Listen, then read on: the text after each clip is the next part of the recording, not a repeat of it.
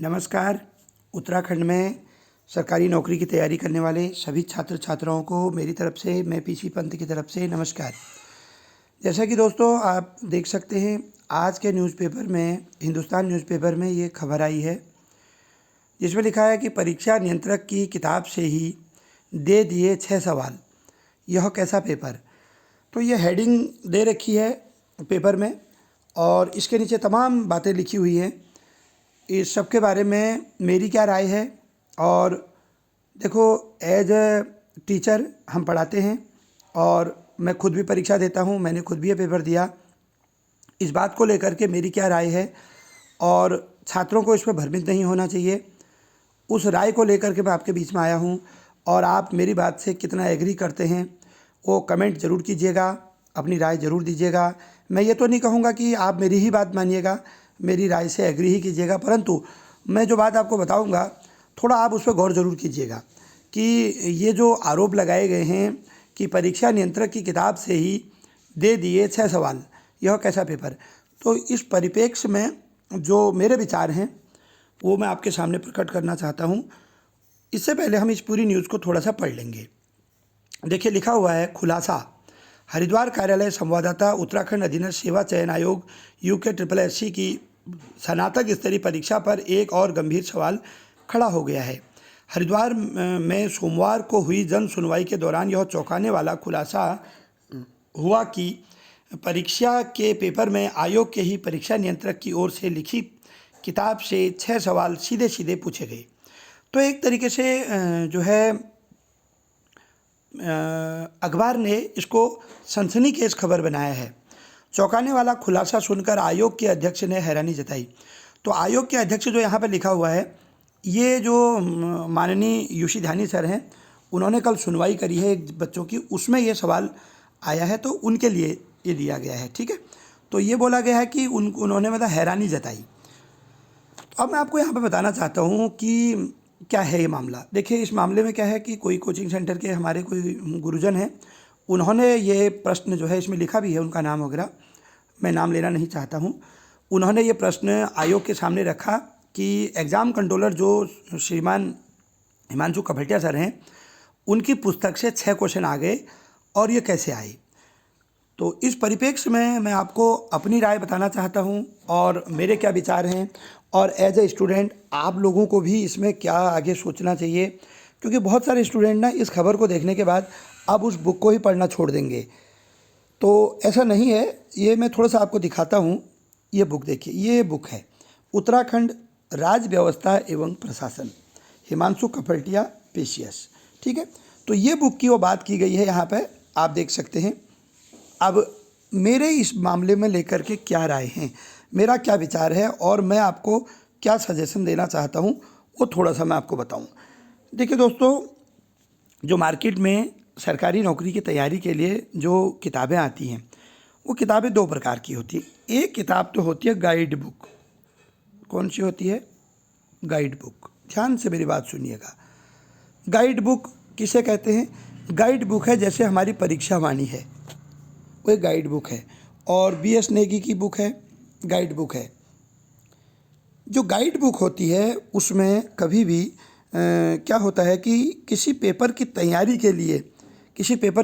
के लिए chapter wise syllabus दिया रहता है। पहला चैप्टर, दूसरा चैप्टर, तीसरा चैप्टर, और उस चैप्टर में ये भी बताया जाता है कि कौन सा टॉपिक एग्ज़ाम की दृष्टि से इम्पोर्टेंट है। जैसे उस चैप्टर के पीछे कुछ MCQs के क्वेश्चन भी दिए जाते हैं, कुछ हाईलाइटेड क्वेश्चन भी दिए जाते हैं। इस तरीके से उस किताब को तैयार किया जाता है ताकि कोई भी स्टूडेंट उस किताब को मार्केट से ख़रीदे और वह संबंधित किसी भी पेपर के लिए अपनी तैयारी कर सके। तो उस बुक को तो कहते हैं गाइड बुक। तो गाइड बुक कौन कौन है हमारी? अभी उत्तराखंड के मामले में एक परीक्षा वाणी है और एक जो दूसरी बुक है वो है हमारी जो है BS नेगी। अन्य भी हैं, जैसे श्रीमान धामी जी की बुक है, उनकी भी कुछ बुक गाइड बुक है, कुछ बुक गाइड बुक नहीं भी है। जैसे जो अन्य एक आध बुकें उनकी हैं जो गाइड बुक नहीं है, शोध हैं। तो जो दूसरे नंबर की जो बुक होती है दोस्तों, उस बुक को बोलते हैं शोध बुक। अब यहाँ पर प्रश्न ये बनता है कि अगर कोई आयोग के अध्यक्ष हैं या आयोग के एग्ज़ाम कंट्रोलर हैं, उन्होंने कोई बुक लिखी हुई है, तो उस बुक से क्वेश्चन आना या उस बुक से क्वेश्चन देना ये सही है या गलत है। तो इसी बात को मैं आपको समझाना चाहता हूँ कि वह कहीं से कहीं तक भी 6 प्रश्न इसमें लिखा है, 6 तो क्या, अगर इसमें से 15 क्वेश्चन भी आ जाएं तो भी यह कहीं से कहीं तक गलत नहीं है। मेरी बात पर गौर कीजिएगा, मैं क्यों ऐसा बोल रहा हूँ वो अभी आपको मैं समझाऊंगा। कहीं से कहीं तक भी वो गलत नहीं है। गलत इसलिए नहीं है क्योंकि एक बुक तो होती है गाइड बुक और दूसरी बुक होती है शोध बुक। शोध बुक में अब मैं उनको क्यों गलत नहीं ठहराता हूँ वो बताता हूँ। देखिए, किताब लिखना हमारा जो है मौलिक अधिकार है। हमारा जो मौलिक अधिकार है, फंडामेंटल राइट्स है, वो हमको ये अधिकार देता है कि हम अपने विचार लिख सकते हैं। आर्टिकल 19 जैसे कहता है कि जो है विचार एवं अभिव्यक्ति की आज़ादी, तो प्रेस की आज़ादी भी जिसको हम बोलते हैं, तो उसके तहत हम कोई भी व्यक्ति, चाहे वो भारत के राष्ट्रपति हों, चाहे वो किसी पद पर बैठे हुए हों, वो अपने विचार लिख सकते हैं। अब वो विचार कैसे हो सकते हैं? सोशल मीडिया पर हो सकते हैं, अखबार में हो सकते हैं, पत्रिका में हो सकते हैं, किसी कॉपी में हो सकते हैं। वो विचार का अलग अलग विषय हो सकता है। जैसे कोई अफसर हैं बहुत बड़े, उन्होंने बोला यार हम उत्तराखंड में जनजातियों पर अपने विचार लिखेंगे, तो उन्होंने उत्तराखंड में भोटिया जनजाति पर, थारू जनजाति पर अपने विचार लिख दिए। अब जब माना मैं ही हूँ, चलो मैंने एक बुक लिखी उत्तराखंड की थारू जनजाति, तो मैं अपने विचार लिख रहा हूँ ना, उसमें जो जो नॉलेज मुझे होगी वो मैं सब कुछ उसमें लिखूँगा। अब जब मैं थारू जनजाति के बारे में तमाम जानकारी उसमें लिखूंगा तो ऑब्वियसली थारू जनजाति के बारे में जब एग्जाम में क्वेश्चन आएगा तो वही से तो आएगा। अब वही चीज़ मैंने बुक में लिख दिया, तो वहाँ पे जो बुक हिमांशु कभटिया जी की ये बुक है, जो बुक की अभी हम बात कर रहे थे, यह बुक एक शोध बुक है, यह एक गाइड बुक नहीं है। मतलब इसमें चैप्टर वाइज ऐसे देना कि इसमें कहीं ये दावा नहीं लिख किया गया है कि आप इस बुक को पढ़ लोगे तो ये एग्ज़ाम निकल जाएगा, ये हो जाएगा, ठीक है, या फिर चैप्टर वाइज उसके पीछे एमसीक्यू होना, एग्ज़ाम की दृष्टि से मोस्ट इम्पॉर्टेंट फैक्ट को हाईलाइट करना, ऐसा कुछ भी नहीं है। उन्होंने वह जो पुस्तक लिखी है वह अपने विचार लिखे हैं। अब कोई व्यक्ति अगर पीछे से अधिकारी बन गया तो वो ऐसा नहीं कि उसका आप मौलिक अधिकार छीन लोगे।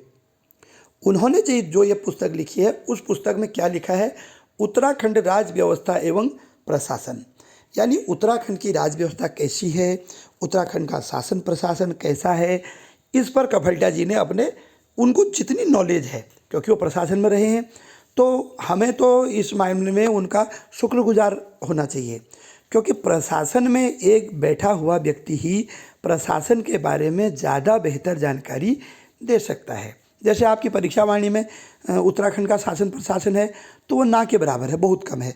BS नेगी ने, यहाँ तक कि मैं बता रहा हूँ, BS नेगी की जो अपडेटेड बुक अभी 5th वर्जन आया है उसमें अभी अच्छा खासा शासन प्रशासन दिया है, परंतु वो भी तो इसी बुक से नकल किया है। जैसे आप BS नेगी का हिस्ट्री पढ़िएगा, वो भी तो अजय रावत जी की बुक से नकल किया है। तो इस हिसाब से तो देखा जाए अजय रावत भी तो एक जो है वरिष्ठ अधिकारी रहे हैं, हमारे उत्तराखंड में प्रशासनिक अधिकारी रहे हैं, ठीक है। तो वो बात अलग है कि वो एग्ज़ाम कंट्रोलर नहीं बने। तो ये जो तर्क है कि परीक्षा नियंत्रक की किताब से ही दिए गए 6 सवाल, तो ये इस मामले में हम उनको दोषी नहीं कर सकते हैं कि उनका कोई इन्वॉल्वमेंट होगा या उनकी कोई गलत धारणा होगी, ऐसा बिल्कुल नहीं है। मैं ऐसा कह रहा हूँ क्योंकि मेरे अपने राय हैं। हाँ, मैं किसी पर अपनी राय थोप नहीं रहा हूँ, बट मेरा अपना जो एक मानना है कि हम किसी सम्मानित व्यक्ति को इस तरीके से जो है आक्षेपित नहीं कर सकते हैं। सभी लोग जानते हैं कि जब से नए ये एग्ज़ाम कंट्रोलर आए हैं, परीक्षा का स्तर ऊंचा हुआ है क्वेश्चनों का, ठीक है। आप पॉलिटी, हिस्ट्री, ज्योग्राफी के क्वेश्चन ही देखिए, बहुत अच्छे लेवल के क्वेश्चन पूछे जा रहे हैं। तो यहाँ पर एक इतने जो है सम्मानित व्यक्ति हैं तो उन्होंने ये बुक लिखी है। अच्छा, आप जैसे क्वेश्चनों की बात करें कि 6 क्वेश्चन कैसे आ गए बुक से, तो देखिए जैसे उत्तराखंड का प्रशासन है, अब शासन प्रशासन में इतनी सारी चीज़ें होती हैं, अगर उन्होंने बुक नहीं लिखी होती किसी और की बुक से आता, और कोई ज़रूरी थोड़ी ना है कि उन्हीं के बुक से आया है। जैसे मैं एक एग्जांपल के लिए एक क्वेश्चन बोलता हूँ, मैं एक क्वेश्चन बोलता हूँ कि जैसे उत्तराखंड में जो आपदा आती है, क्योंकि आपदा का एक चैप्टर पूरा इसमें है, इन्होंने पूरा आपदा के बारे में पूरा समझा रखा है कि उत्तराखंड में जब आपदा आती है तो उसका मैनेजमेंट कैसे होता है। अब जैसे हम पढ़ते हैं तो आपदा में मुख्यमंत्री जो है वो आपदा का, राज्य का, स्टेट का सबसे हेड होता है, अध्यक्ष होता है, उसके नीचे फिर अन्य लोग होते हैं। तो उससे रिलेटेड एक क्वेश्चन आया था, तो वो चीज़ तो अगर आप किसी गाइड बुक में पढ़ें तो वहाँ भी मिल जाएगा, और अन्य बुक में देखें तो उधर भी मिल जाएगा। और वैसे भी कॉमन सेंस की चीज़ है, आना चाहिए क्वेश्चन। इस प्रकार से जैसे हमने कहा उत्तराखंड के पहले निर्वाचित मुख्यमंत्री कौन थे, तो निर्वाचित मुख्यमंत्री नरेंद्र तिवारी थे, और वैसे मुख्यमंत्री जो है हमारे नित्यानंद स्वामी जी थे।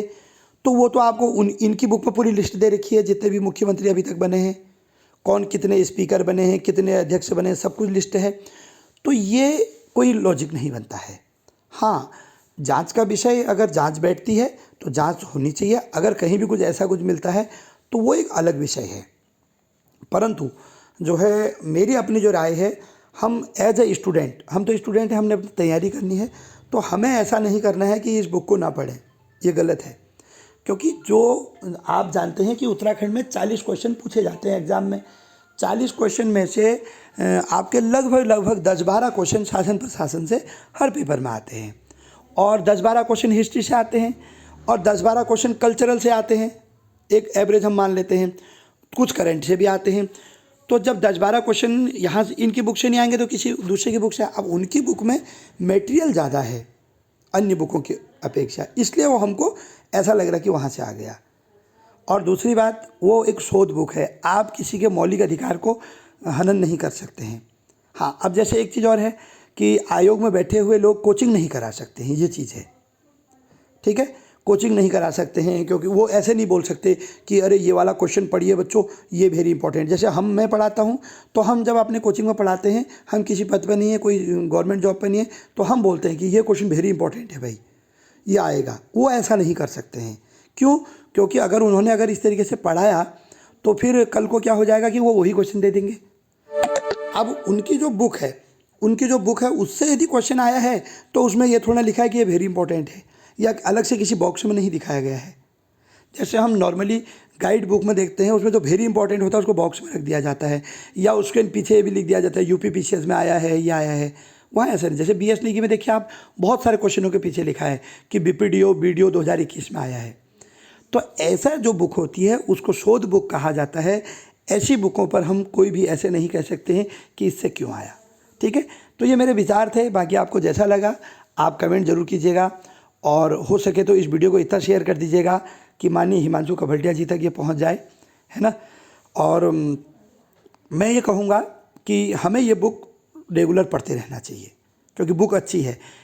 मैं तो कहूँगा जो व्यक्ति कंपटीशन की तैयारी नहीं भी करते, घर पर भी बैठे हैं, तो वो भी उत्तराखंड के शासन प्रशासन को पढ़ने के लिए, क्योंकि इसमें पंचायती राज से लेकर के, आपदा से लेकर के, पुलिस से लेकर के तमाम जितने विभाग हैं, बिल्कुल उनकी कुंडली दी गई है। तो this is not a guide book, it is a research book. ये एक रिसर्च बुक है जिसमें उन्होंने रिसर्च करके पूरा दिया है। तो हमें शुक्रगुजार होना चाहिए उनका कि उन्होंने दिया है, ठीक है। इस तरीके से हम किसी का मनोबल तोड़ देंगे तो अगला आदमी फिर डर के मारे बुक ही नहीं लिखेगा, ठीक है। धन्यवाद, ये मेरे विचार थे। जैसा भी आपको लगा हो, नमस्कार। जय देवभूमि, जय उत्तराखंड।